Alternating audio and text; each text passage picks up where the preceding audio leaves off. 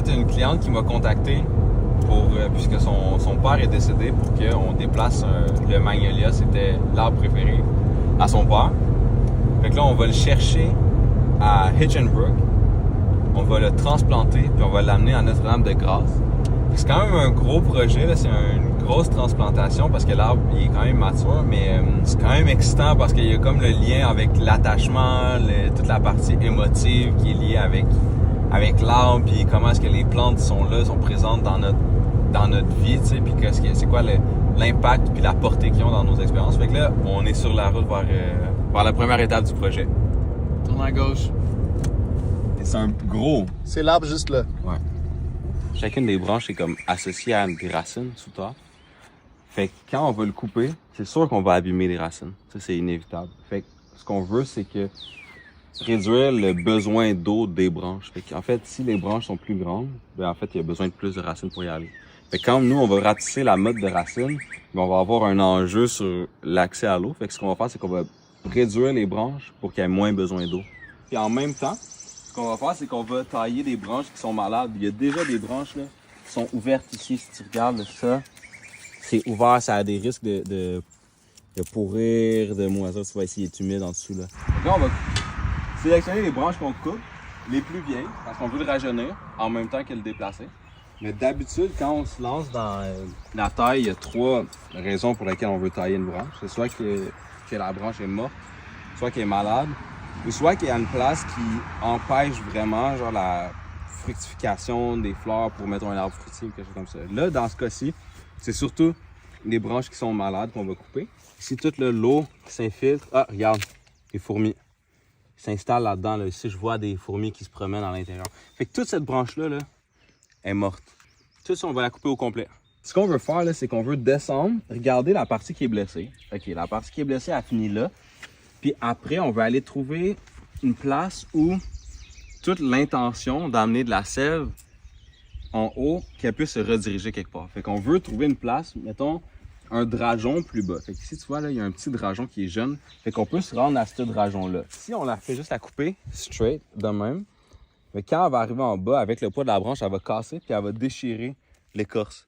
Puis en déchirant l'écorce, ben ça a des risques de, encore une fois, on reproduit cette blessure-là, qui a des risques d'avoir de l'infiltration d'eau, des insectes qui s'installent, de la moisissure, des champignons. Fait que si on veut faire une bonne job, il faut qu'on fasse une pré-incision en dessous, plus loin que l'endroit où est-ce qu'on veut faire notre coupe finale. Fait qu'on vient juste faire une incision presque à la moitié. Fait comme ça, ici, quand on va couper, ben, quand on va déchirer la branche, ben, elle va déchirer jusqu'ici puis pas aller plus loin. Quand je suis venu l'autre fois, j'ai pris des boutures puis j'ai un peu donné l'intention qu'on allait le déplacer puis qu'elle allait vivre un petit choc. C'est quand même vivante puis je pense qu'on peut communiquer avec là puis juste prévenir que it's gonna happen, something's gonna happen. Puis cette première incision-là, c'est un peu comme, ok, tu sais, we're not going all the way through, mais juste il y a quelque chose qui se trame là. You're gonna live the city life. Fait que là, on a fait l'incision ici. Puis là, j'essaie pas de m'aligner égal avec ça. C'est pas grave si c'est pas égal. Je veux juste aller couper la branche. Là.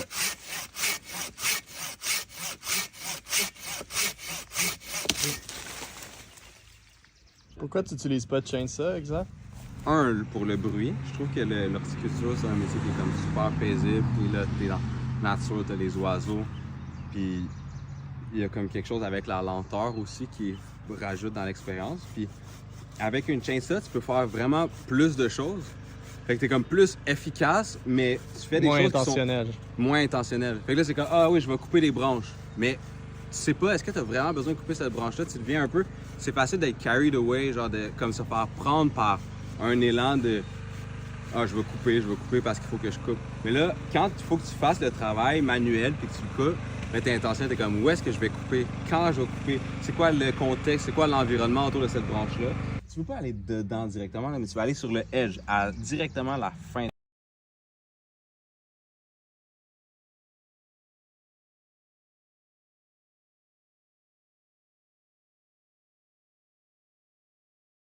Plus esthétique.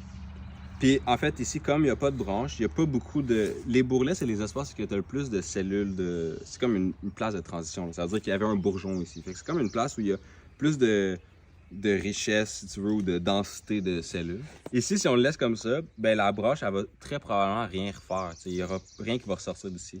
Ce qu'on veut, c'est garder les jeunes branches qui sont en santé pour qu'ils puissent repartir avec ça puis qu'ils concentrent tout ce qui va rester là, sur ces jeunes pousses-là qui sont pleines d'espoir et d'optimisme.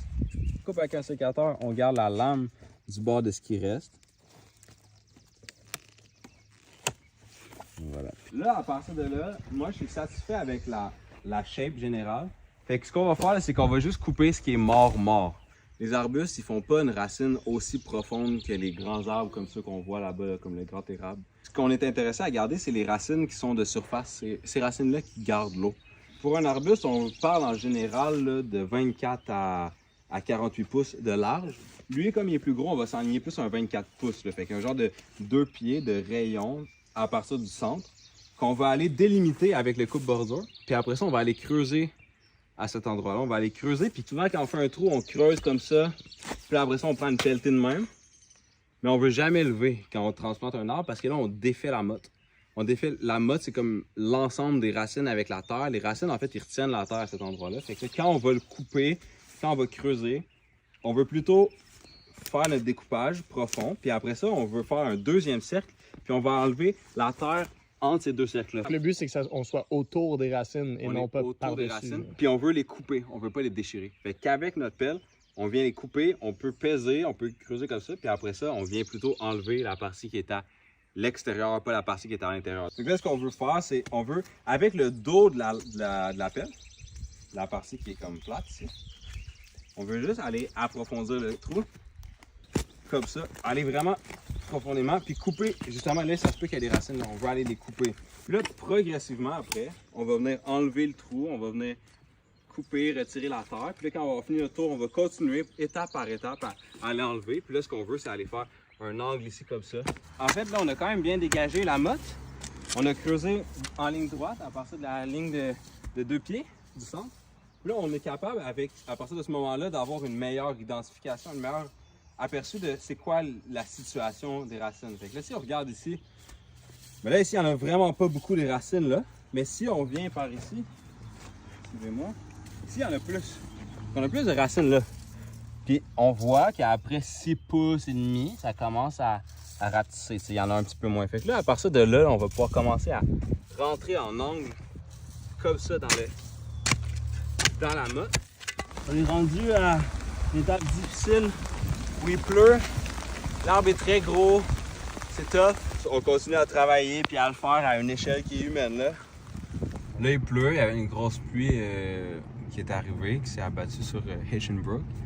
Fait qu'on a pris une petite pause, puis c'est un bon moment là, pour rafraîchir l'ambiance, donner un bon reset. Puis là on va se relancer, là ça vient de se calmer, je pense qu'on va y retourner là, dans 2-3 minutes. Puis d'ailleurs, la pluie c'est parfait pour une transplantation. Parce que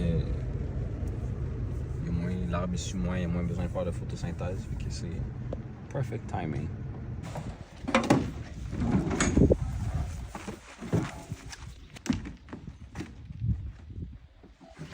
Donc là, on a réussi à enlever la majorité des racines, à les couper avec la pelle puis tout. Là, on enveloppe notre motte pour pouvoir la transporter en la gardant intacte. La motte était beaucoup trop grosse puis la plante était vraiment trop lourde, fait qu'on a installé une strap après le camion pour pouvoir sortir la motte de racine. Puis évidemment, ben là, ça a un petit peu endommagé la motte. Puis il y a plein de terre qui s'est retrouvé là, fait que on va la sortir, puis ça va alléger un peu notre motte. Puis de toute manière, là, si vous regardez ici, là, on le voit bien qu'il reste assez de terre. Là. Il reste quand même une bonne couche d'un genre de 6-8 pouces de terre. Là. Ça, là, il y a plein de racines ici qui vont être capables d'aller puiser l'eau. Fait que j'ai confiance en toi, mon ami. Et on a enlevé l'arbre. On va juste sur le trou mettre des semences de trèfle pour pas laisser tous nos dommages là, qui sont de même, pour pas laisser ça à nu.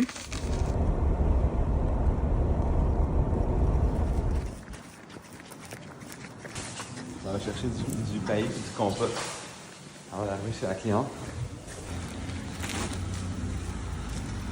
Ouais, c'est ça. Merci beaucoup.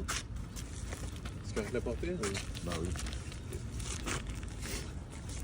Donc, on a réussi à amener l'arbre avec sur notre petit buggy. On était deux pour tenir le ballon. Puis là, l'arbre, en fait, c'est ici qu'il vient. Fait qu'on va l'installer ici, on va commencer à creuser un trou de la profondeur de notre motte de racine, qui était à peu près cette profondeur-là, parce qu'on veut pas que ce soit trop profond puis avoir besoin de remanier le sol. On veut utiliser le sol existant. On a un petit peu de compost qu'on va ajouter dedans, puis on va y mettre un paillis par-dessus. Puis comme c'est un magnolia qui peut faire les sols acides, ben on a un paillis de cèdre. Puis là, en dessous de ces deux-là ici, là, le magnolia aime bien le soleil, mais il y a du soleil tout l'avant-midi, du soleil l'après-midi. On va enlever les branches, fait qu'il va y avoir encore plus de soleil. Fait que c'est sa nouvelle maison. Fait que là, on va commencer à creuser son trou où est-ce qu'il va habiter. Donc j'ai appliqué de la mycorhize. Juste, je l'ai pris comme ça ici, puis je l'ai saupoudré sur les racines. C'est quoi le brand? Ça s'appelle Mike. En fait, ça aide la plante à... c'est des petits champignons qui sont désactifs, déshydratés, avec des fungus, qui se connectent aux racines puis qui les aident à aller chercher l'eau qui est dans le sol. Donc ça vient s'attacher aux racines, au bout des racines, puis ils sont microscopiques, donc ils sont capables d'aller à des places que les racines ne sont pas capables d'aller. Fait que ça aide vraiment avec la reprise quand on a un végétaux qu'on transplante ou qu'on plante. Ça aide à la reprise, ça aide à aller chercher les minéraux, à aller chercher l'eau. C'est comme une relation symbiotique entre la plante puis le champignon. Puis inquiétez-vous pas, on voit pas de champignons apparaître, là, ça reste vraiment sous terre. C'est vraiment un super produit. On vient juste rajouter le paillis autour pour garder l'humidité puis pour donner un look un peu plus fini. Puis après ça, on va rajouter, on a étendu la terre un petit peu, fait qu'on va juste rajouter une petite semence. Là. Je vais regarder avec eux si on y va avec trèfle ou gazon trèfle. Moi, j'aime mieux le trèfle parce que ça rajoute de l'azote dans le sol puis ça rajoute de la diversité qui fait en sorte que c'est plus durable. Mais bon, on va juste appliquer le paillis pour l'instant, y donner de l'eau, puis on a fini. On va lui souhaiter bonne chance. Là, on arrose. Très important. Il a vécu beaucoup de stress. On l'a taillé, on l'a déplacé. Là, il faut qu'on rajoute, il faut qu'on l'arrose assez pour qu'il y ait de l'eau qui s'accumule dans la cuvette qui a été faite ici de paillis. Donc, on vient juste rajouter de l'eau jusqu'à temps que l'eau s'accumule. Ça commence là. Ah, on va y en donner bien plus que ça. Faut qu'on la laisse. Faut qu'elle arrête de s'imbiber. Mais là, il n'y a plus, fait que ça fait que ce soit pas si long que ça.